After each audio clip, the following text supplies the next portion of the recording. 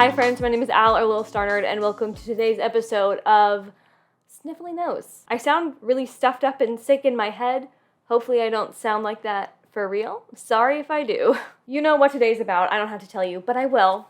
We're finishing the sketchbook. There are a few pages left just in case I mess this up and want to redo it. But either way, I will be finishing up the sketchbook within the next few days. And you know what that means, don't you? A sketchbook tour is coming next week. So make sure you're subscribed. Make sure you've got those notifications on, because the sketchbook tour is coming and you better be ready. I've done a lot of prep work for this piece, so I'm really excited to see how it goes. I'm also very, very, very nervous. But most importantly, I'm just excited to be done with another sketchbook. So let's go. Let's go do some art.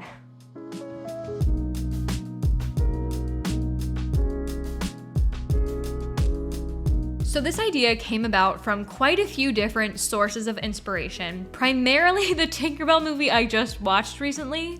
It's the snow one, like the snow sister. I don't know what it's called. But fairies have been on the brain, and this idea started very different. It was going to be a very Norman Rockwell type illustration, you know, childhood wonder, a little girl spotting a fairy, but I realized that I needed to do something that could be split down the middle without it ruining the illustration, because I'm at the end of the sketchbook, the pages are not gonna lay flat, and in case this happens to work out well, I'll need to scan it, and I won't want that page break in the middle.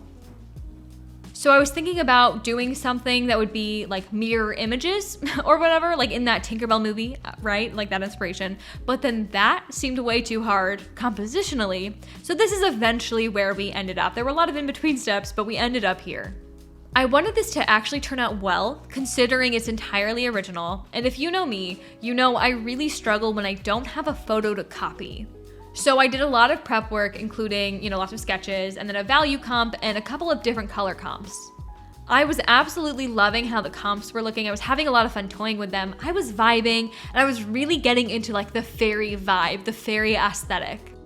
Speaking of vibes, I've been trying to work on my own vibe, my own aesthetic, which is where today's sponsor, Ana Luisa, comes in. Because I work from home and also live in Satan's armpit, better known as Florida, I very rarely get to wear like cute outfits and feel cute and look cute. And I won't lie, it honestly makes me feel like less of an artist sometimes, because I don't like look quirky or cutesy or artsy. Like, I dress objectively pretty boring. But Ana Luisa has very kindly let me pick a few pieces of jewelry that I genuinely think will really help me feel and look a little bit more cutesy, a bit more artsy, without having to sweat a whole bunch.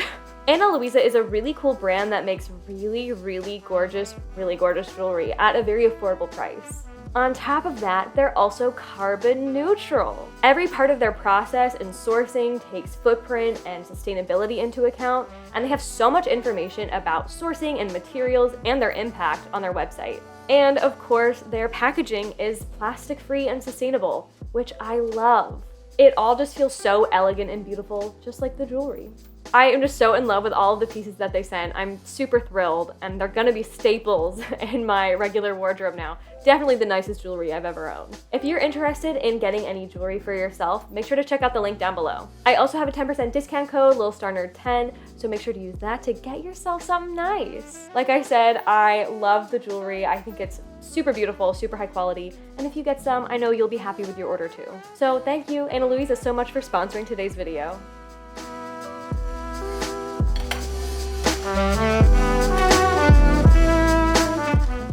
So I did want to do something a bit higher effort for this last spread, for a couple reasons. I don't know why, because when I flip through, I feel like I like a lot of the spreads and pages individually, but as a whole, I feel like the entire book has like little impact, you know? I think maybe it's just like, normally there's at least one thing in the sketchbook that ends up being like a favorite of mine, or a print, or blows up on Instagram, or whatever, you know? Like, there's almost always at least one banger in every sketchbook, and I'm not sure this has that. Then again, like I said, when I flip through, I feel like there's some bangers. I don't know, it's a weird feeling. I guess you guys can tell me when the sketchbook tour comes out if it's boring or not. You can be the judge.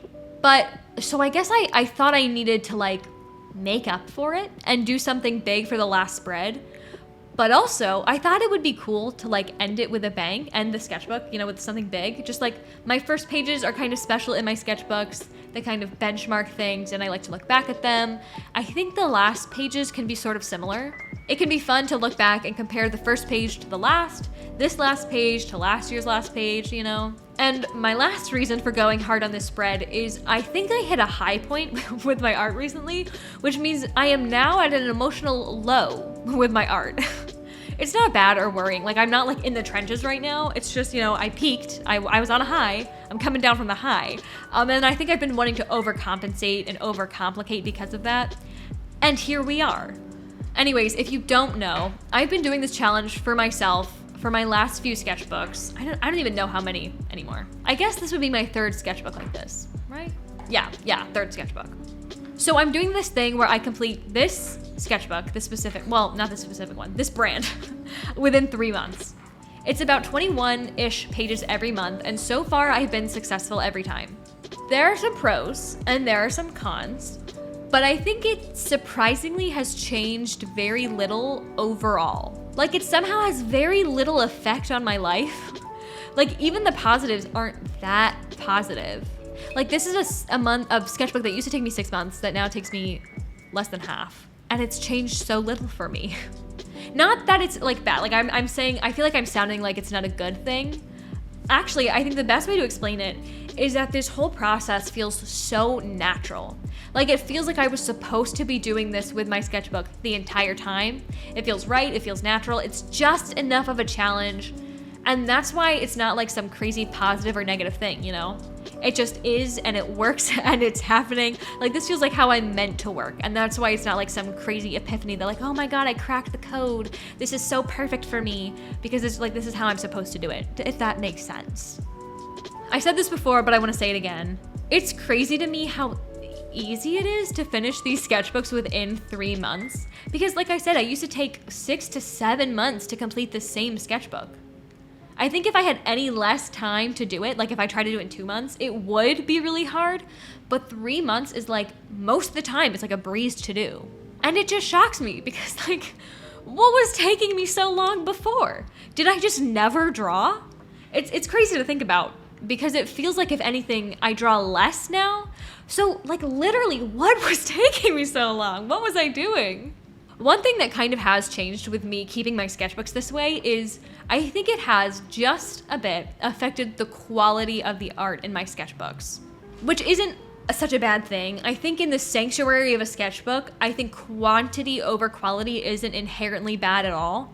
I'm not mad about it. Like before, I would use my sketchbook as the only place I did art. I didn't do outside finished pieces. I didn't work anywhere else. So if I was working, it was in my sketchbook, and it was often high effort stuff because that was the only place that I did art.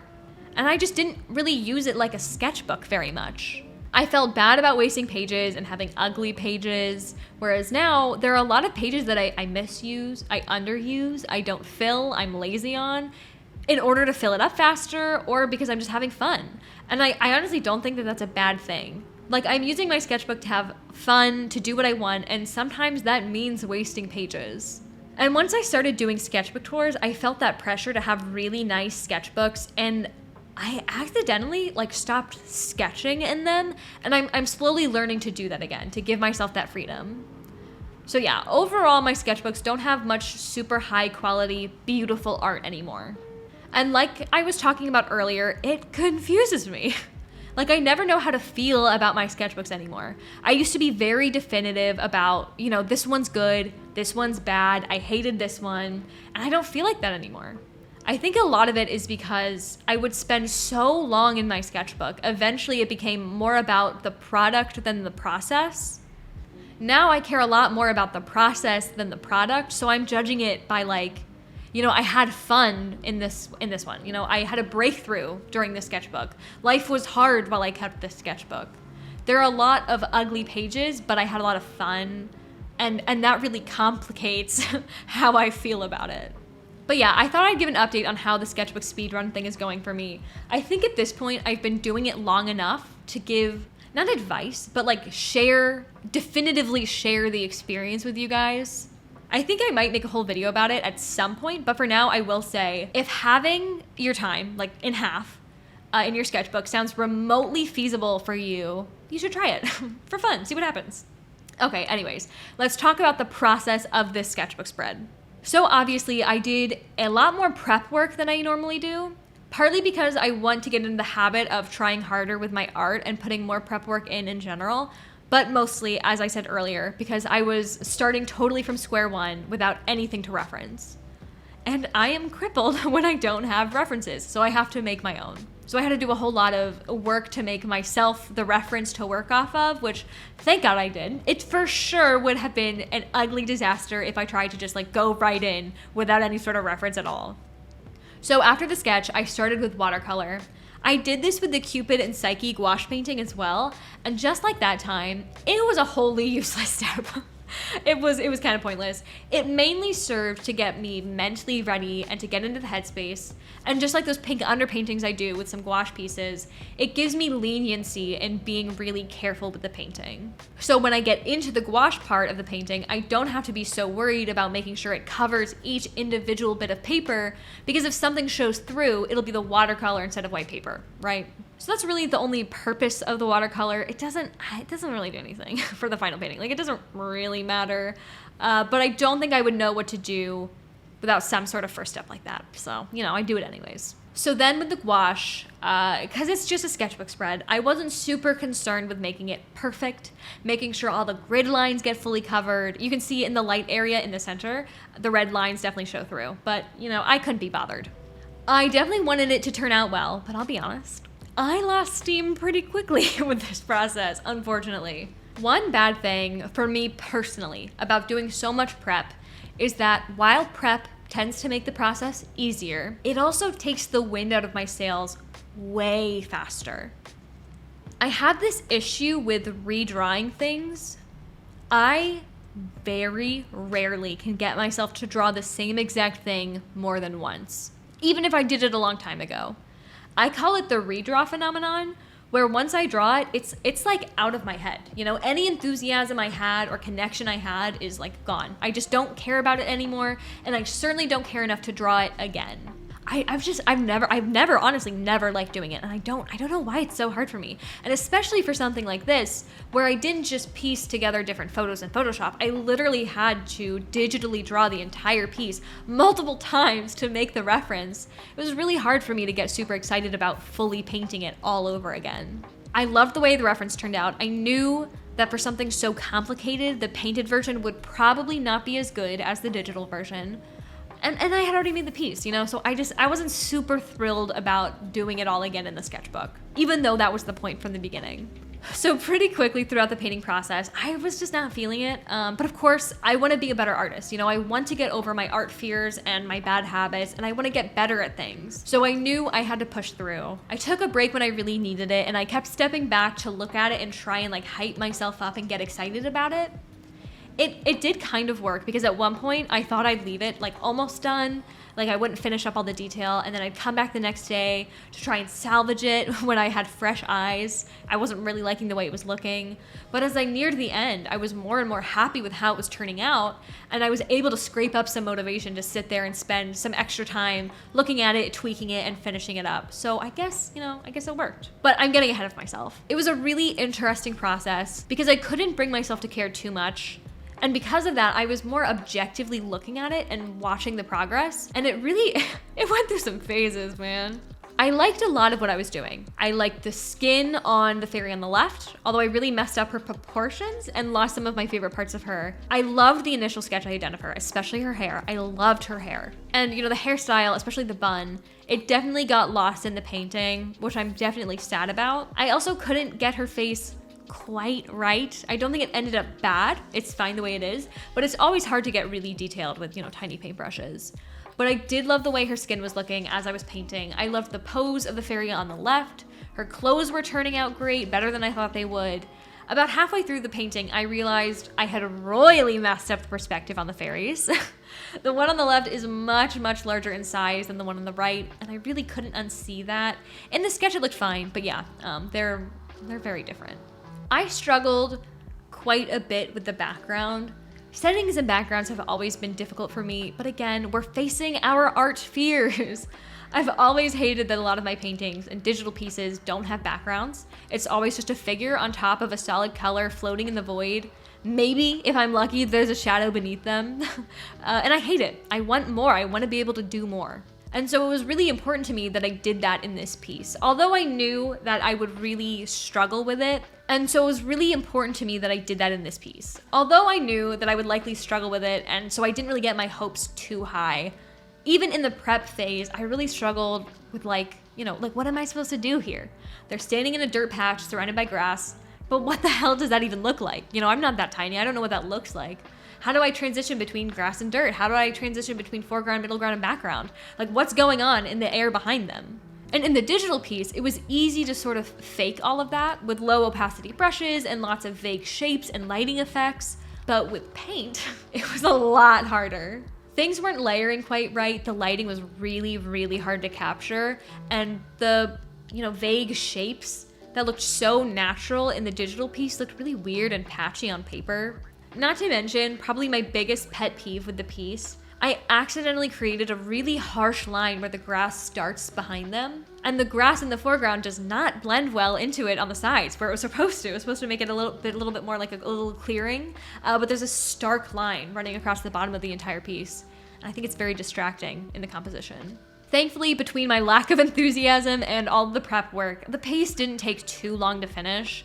I'm gonna guess it was probably about 4-ish hours of work, maybe less, so not too bad. By the end, I wasn't in love with it. And I don't want you to think I'm being too hard on myself because I don't think it's bad. I just, it doesn't live up to the digital version, It's not the best work I've ever done. It's lacking in a lot of areas, but it's also something that is decently out of my comfort zone. It's not something I do often at all. It's entirely original. I had nothing to reference off of except, my own work, and I learned a lot. And there are definitely some things I did really well, some charming bits to it. There's a lot that I do like about it.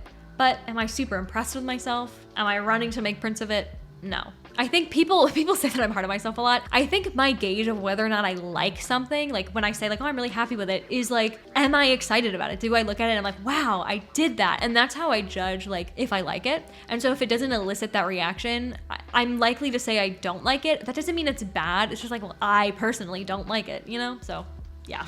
And honestly, that sums up pretty much the entirety of the sketchbook. But yeah, that's the process of this final spread. I just have a few pages to fill up and then it will officially be complete. I hope you guys enjoyed watching. It's really cool to know that you guys are going through these sketchbooks with me. You watch me start them, work through them, talk about them, and then finish them. Very fun. If you enjoyed, comment, subscribe, the whole deal. Definitely subscribe so you don't miss the sketchbook tour next week. And let me know what you think of this piece. I love some feedback. And thank you to Ana Luisa for sponsoring today's video. All right, go check out today's sponsor, make a sandwich, and go do some art.